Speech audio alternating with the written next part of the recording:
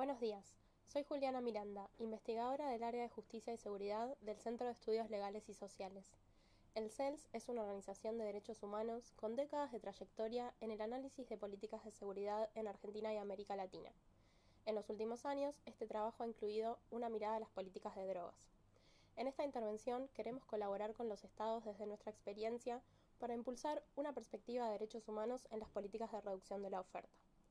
De acuerdo con el Alto Comisionado para los Derechos Humanos, es importante adoptar una mirada transversal de derechos humanos en la implementación de todas las recomendaciones formuladas en el documento final de UNGAS y no solo en el capítulo 4. El último informe del Alto Comisionado reconoce con preocupación la alarmante tendencia hacia la militarización de las respuestas estatales ante la cuestión de las drogas. Me gustaría en esta intervención dar un panorama de cómo entendemos que esta tendencia se materializa en América Latina.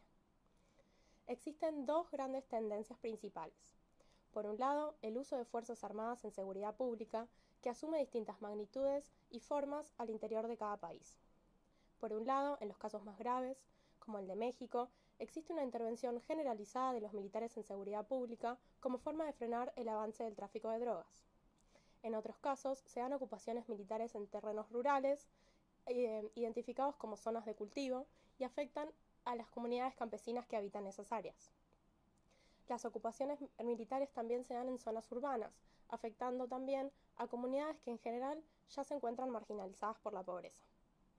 También ocurren patrullajes conjuntos y otras acciones militares en fronteras, y una gran cantidad de países latinoamericanos ha sancionado leyes de derribo que habilitan a derribar aeronaves sospechadas de transportar bienes o sustancias ilícitas. Hay abundante evidencia en la región respecto de las violaciones de derechos humanos asociadas a estas intervenciones militares. Por un lado, el ex relator especial sobre ejecuciones extrajudiciales, Christoph Heyns, señaló en 2013 que la asignación de tareas de seguridad pública a cuerpos militares lleva a violaciones al derecho a la vida.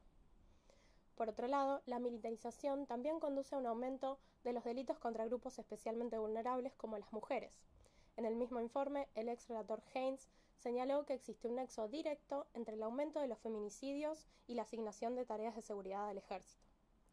En relación a la tortura, el ex relator especial sobre tortura, Juan Méndez, destacó que existe un ejercicio frecuente de torturas y malos tratos por parte de personal de Fuerzas Armadas.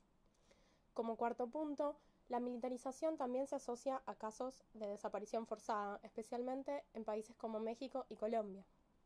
El Grupo de Trabajo sobre Desapariciones Forzadas se pronunció en 2011 sobre la participación activa de personal de las Fuerzas Armadas en estos casos. La segunda gran tendencia es la militarización a las policías y otras fuerzas de seguridad.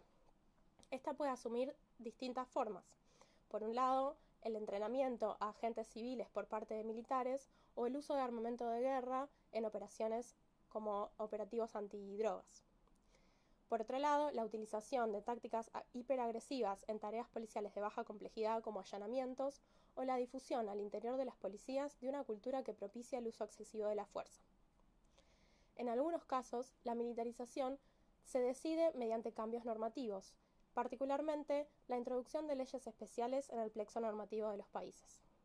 Este es el caso de mi país, Argentina, donde a pesar de una estricta separación legal entre defensa y seguridad, recientemente se ha apelado a las Fuerzas Armadas para colaborar con tareas con las policías, especialmente en zonas de frontera.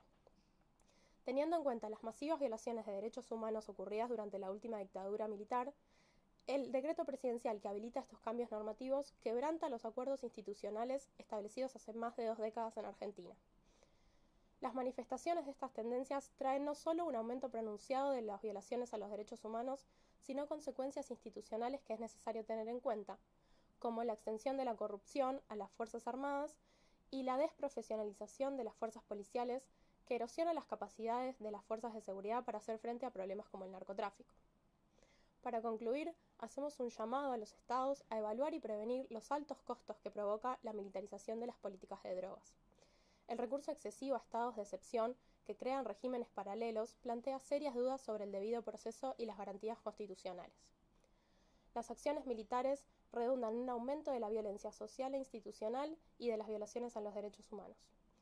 Creemos que la revisión de los planes de acción durante 2019 es el momento más oportuno para reencauzar los procesos ya iniciados en este sentido, que han probado ser ineficaces y nocivos en términos de derechos humanos. Muchas gracias.